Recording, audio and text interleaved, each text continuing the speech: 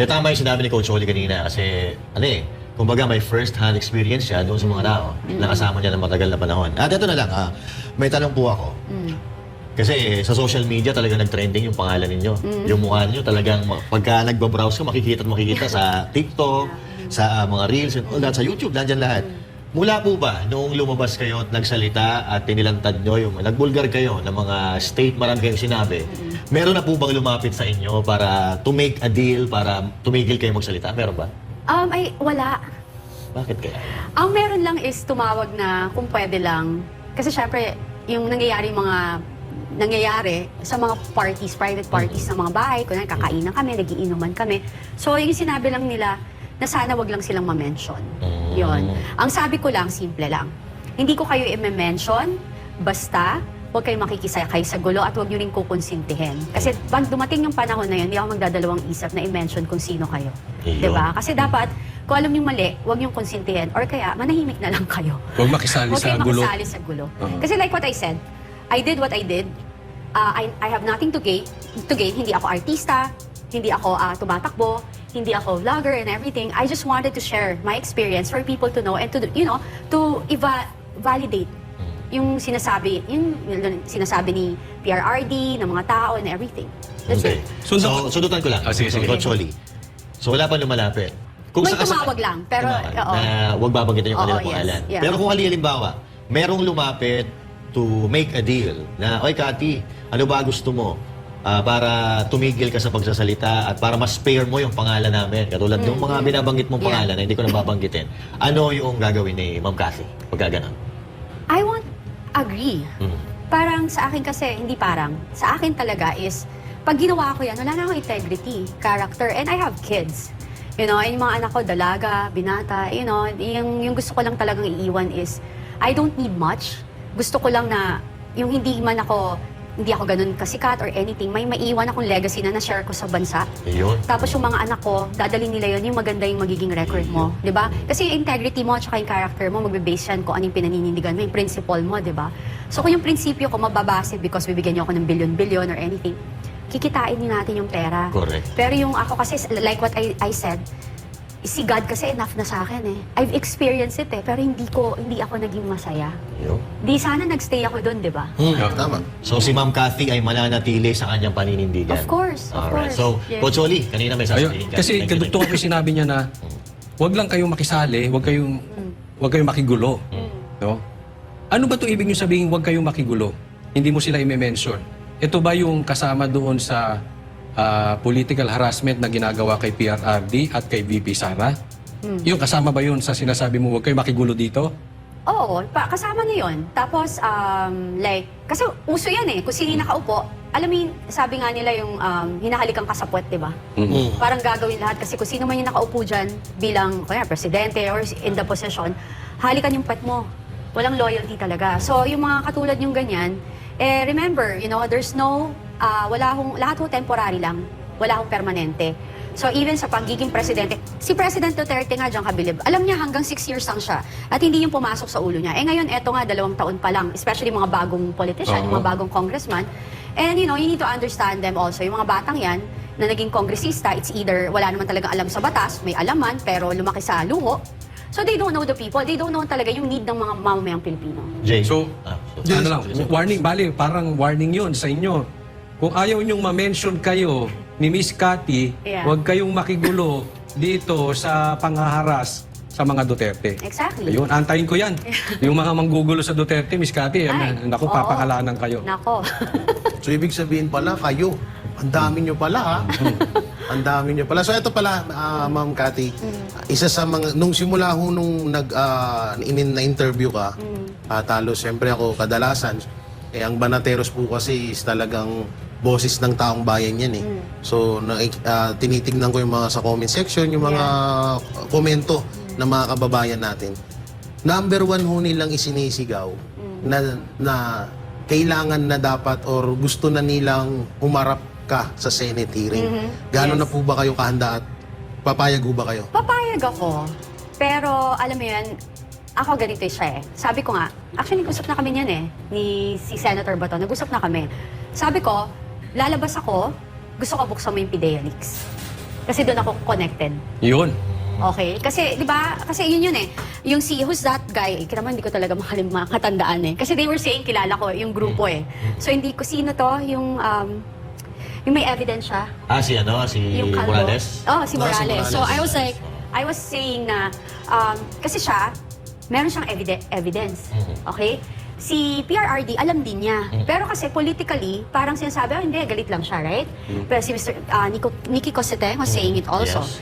So ako, nakita ko, I'm an eyewitness. So those are, yun yung kulang eh. Ako na lang yung missing puzzle there eh. So kompleto na kami. So yun lang yun. Parang actually, hindi ko nga maintindihan po sa mga nakaupo dyan. Di ba, kompleto na ho kami. Ano pa bang kailangan yung gawin? Di ba? Like what I said, kanina nagkakwentuhan tayo, parang even the cursing, yung pagmumura ng ating mahal na presidente, parang yun wala na silang mabato. So yun na yung babato mo. Ako, ang balik ko doon, I'm sorry sasabihin nyo naman, I'm a born-again Christian, ba't ko tinotolerate na nagmumura? I rather choose to have a president na nagmumura na diretso rather than isang presidente na adik at grupo ng mga corrupt na politician. Yun lang ako. Mabigat yan. Lilinawin ko lang po bukod sa kompleto na sila, Ma'am Cathy, at napakalakas na nung mga hawak at nalalaman nila.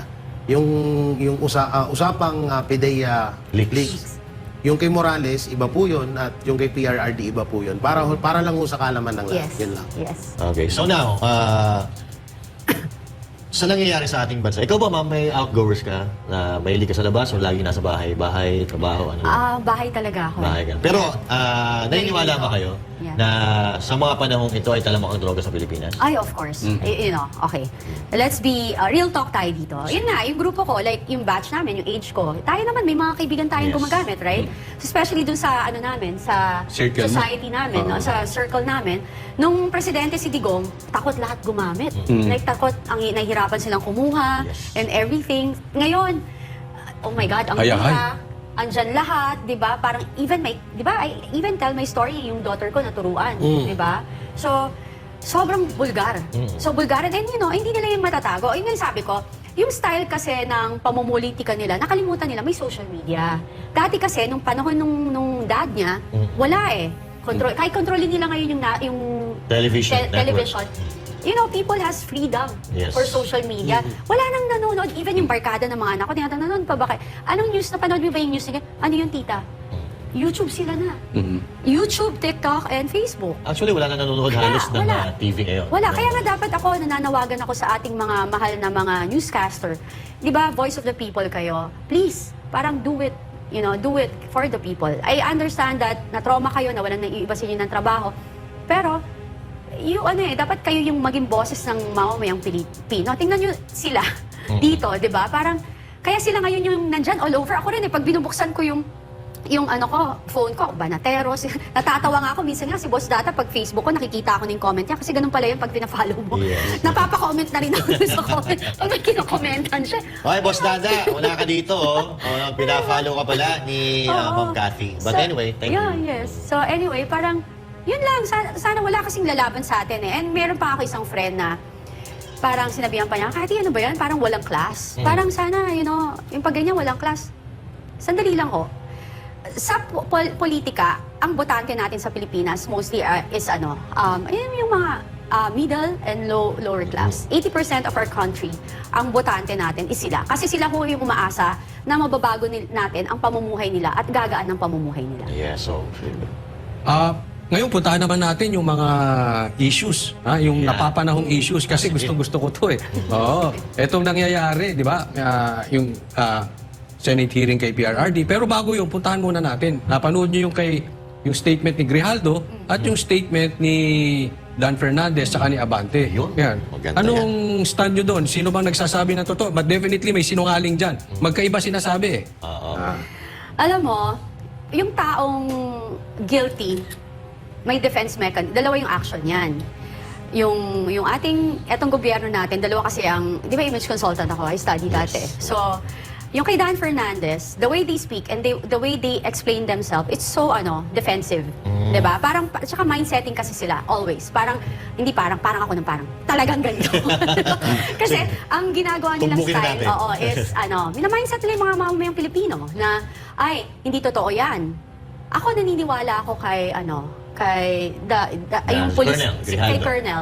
Kasi first and foremost, hindi niya i-risk yung kanyang buhay Correct. at ng kanyang pamilya para, para gawin yan. Para magsinungaling lang. Exactly. And to be honest, I'm really grateful for him. Kasi marami rin naman akong kakilala dyan sa kapulisan na matitino. And sana yung iba pa sumunod.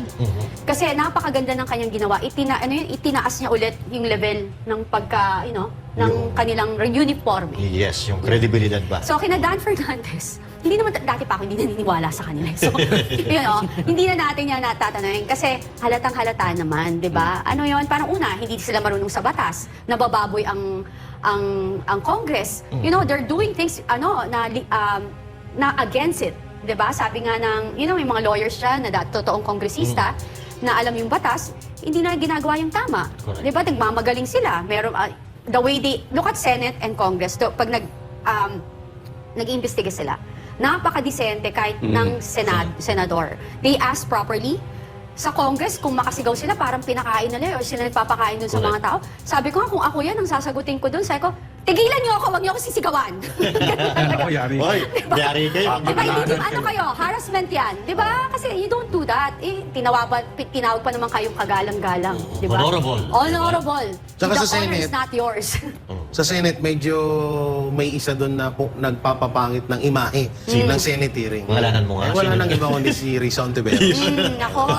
Wala. Sa Congress naman, maraming nagsasabi na nagmumukha ng katawa-tawa at parang inilipat na daw ang korte sa Congress. That's true. Kasi may nag-guest tayo, si dating Congressman Bagatsing ng Maynila. Ang sabi niya, ibang-iba na daw ang Kongreso ngayon kumpara nung dating sila nung mga panahong 90s. Kasi dati may kanya-kanyang paninindigan eh. Ngayon parang nagkakampi-kampihan. So I think it's high time na mamili tayo ng talagang mapapakinabangan natin. Yung hindi yung tayo ang pakikinabangan, no, ma'am? Kasi Oo. ang hirap na ng bansa natin. At ako, hindi pa rin ako nawawalan ng pag-asa na yung Pilipinas ay gaganda pa in the next coming years. Katulad ng Singapore, katulad ng Malaysia. Yes. Kasi napag-iwanan na tayo. Ang gagawin lang naman natin, pipili ho tayo ng mga kandidato o mga politiko na yung pakikinabangan ng bayan, hindi yung sila ang makikinabang sa bayan. Katulad na lang halimbawa, yung mga sinasabi natin, yung may mga nagawa na, yung katulad ni PRRD, katulad ng mga Duterte, si Senator Bongo, may mga nagawa na. At of course, yung tumatakbo ngayon na si Pastor Apollo Sikibuloy, na binabalak niya na gawing first world country ang Pilipinas. Sa tingin nyo, ma'am, posible bang maging first world country ang Pilipinas? Oo naman. Alam mo, ako naniniwala ako basta ang ating liderato, yung mamumuno sa atin talaga, may puso para sa mamamayang Pilipino. At saka ang intention nila is maganda. And ako, ako gusto ko talaga si Pastor Kibuloy din. Kasi alam mo, yung buhay niya is dinedicate niya sa Panginoon. Maraming mang naninira dyan, pero mas gusto ko na siya compare sa iba dyan. Di ba? Yung iba nga dyan, nakaupo, walang ginawa. Siya, ako naniniwala ako, makakatulong siya ng malaki sa ating bansa. Nakita niyo naman ang KOJC. Naiiyak ako nung nangyari yun, yung siege and everything. Nakita ko yung solidarity nung mga members. Solid. At saka yung love and what do you call this? Yung patient nila, yung prinsipyo nila, hindi sila nanakit.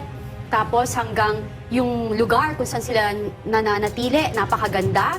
So, kahit binababoy nila si Pastor Kibuloy, alam ko mas maraming naniniwala sa kanya. And if you really have faith in God, kahit na anong gawin sa'yo ng mga tao dyan, hindi sila mananalo. Lalo pat maraming nagdadasal para sa'yo. Pastor Kibuloy, na-meet na po kita ilang beses, pero I wanted to visit you nga hindi ko lang alam, di ba? Kasi I really wanted to see you and I believe in you.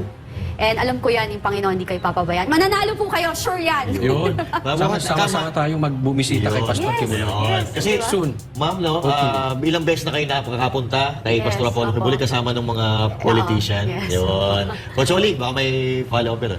Si Miss Cathy, ang daming pasabog niyan eh. No? O dami Marami pa talaga. ata tinatago Matindi. to eh, na hindi pa nilalabas Kaya, eh, no? kasi ang pasabog niya ay tungkol sa droga at saka may pasabog pa siya tungkol doon sa mga relo-relo. Nako. Meron akong katanungan kay Miss Oo. Cathy. Ano ba yung suot ng relo at ikaw ba ay in one time or na-experience mo rin na gumamit? Hindi. Hindi ko na-experience gumamit kasi nasubukan ko siya. Yung pinatry lang sa gums ko. I don't like the feeling yung nagnanumb ka. Para kayong, alam mo yung pag nag-dentist ka, Anesthesia? Oo, ganun. So yun yung feeling eh. Doon kasi, sabi nila, pag first timer ka, doon muna nila ilalagay. So they did. Tapos sabi ko, ayoko. Hindi ka nagniwi? No, hindi. Hindi, pero ano, I think, no, it makes sense. Baka kaya silang humingi, kasi namamanhid ka. Yun. So parang nasanay sila Nagkakaroon ng nawawala. sariling buhay yung Deflex, muscle. exactly. Oo. Di ba parang Yeah. deflex na? Ang pangit, alam mo, hindi ko may... Ako, I'm sorry. Guys, ang tatanga ng nagda-drugs, nakakapangit.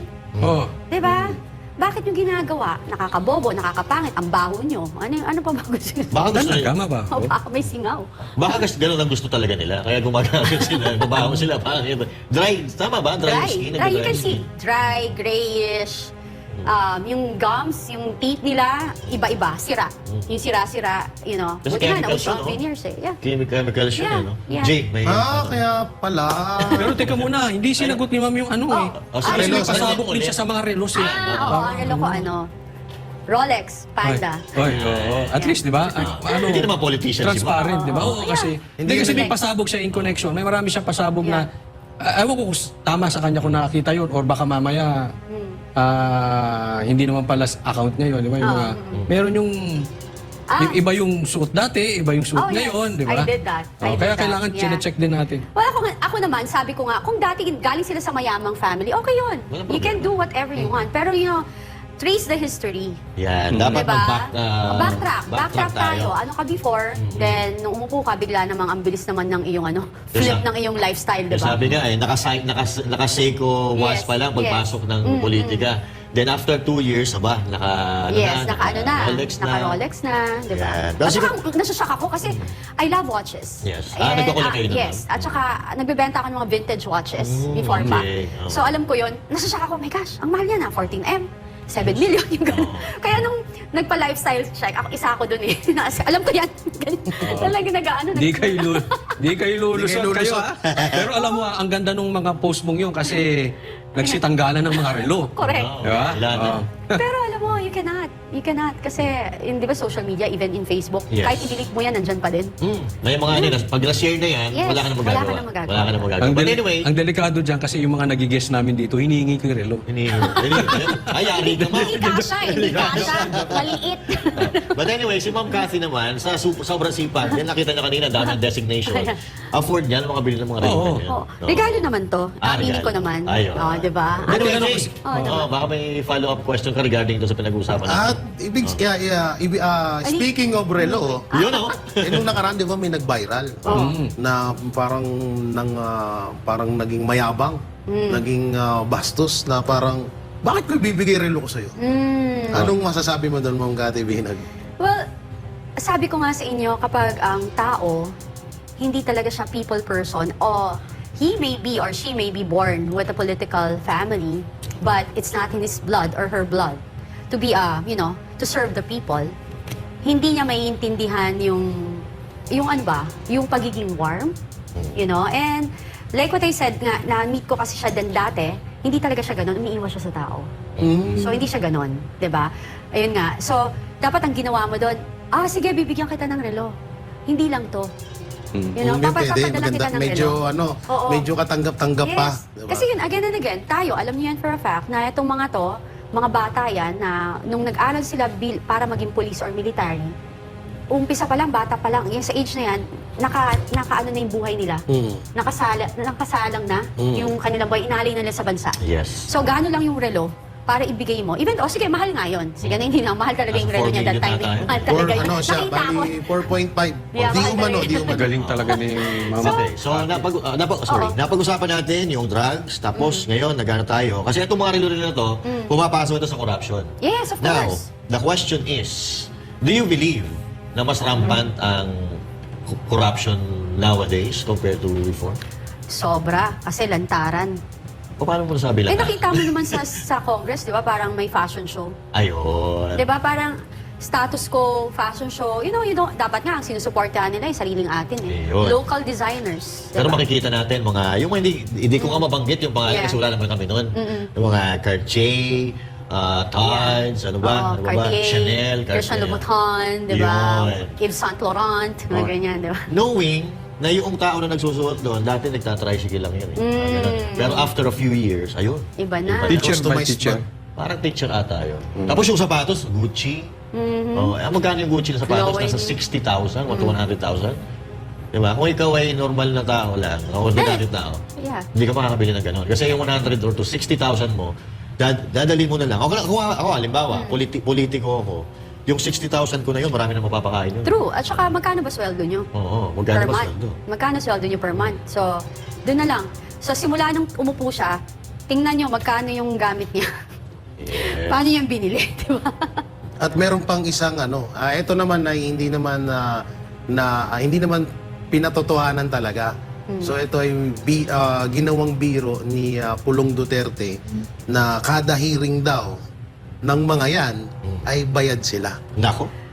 May nagsabi rin sa akin yan. Naku po. Sino ba Totoo yung naman sabi yan. ko? Mga kasamahan din nila. Yeah. Ay, grabe. Kasi hindi naman yan lahat pumapabor eh. Oo. Hindi lang sila nagsasalita. Maraming hindi pabor. Hindi lang sila nagsasalita Yeah. kasi natatakot sila Yes. or sa pakikisama siguro. Yeah. Pero kung ikaw, ma'am, ikaw politicians, the reason why you're there to serve the people is to serve the people, not to serve yung kasama mo, Yes. congressman. Sabi ko nga, hindi ka talaga pwedeng tumakbong politician kapag kapag umupo ka dyan, tas may ginawang mali yung malapit mong kaibigan or kapamilya mo, tapos poprotektahan mo. Kasi may maling ginawa. Dapat, pag upo mo pa lang, ikaw, you dedicated your life and your loyalty sa mamamayang Pilipino. Yes. So, pag gumawa sila ng hindi maganda, dapat sila pa mismo mag-deliver. O, eto po, humingi po ng tawad ang aking anak or humingi po ng tawad ang aking asawa, pinsan, whatever, ang aking kaibigan. Ganon. Yun ang integrity tsaka prinsipyo. Yes. Yun sa akin. So, huwag kayo umupo dyan. Kapag meron din akong friend, tatakbo siya. Ay, Cathy, ayoko muna kasi tatakbo ako, baka hindi kami bigyan ng budget. Guys, ilabas nyo sa social media, i-booking nyo. Yes. Kasi, at least, hindi ka nila yung pera eh. Di ba? Hindi pwede yun, mali yung ginagawa nyo. But huwag kayo matakot, sila matakot sa inyo. Tsaka ito, ma'am, hindi na nila kasalanan kung hindi sila bibigyan ng pondo. Yes. Sabihin mo lang, social media, wala tayong magagawang ganito kasi hindi tayo binigyan ng pondo ng Speaker of the House. Kasi Yes. yun naman ang talaga nang gagaling. Yeah. So, hindi sa'yo para magalit yung taong bayan na hinahawakan mo.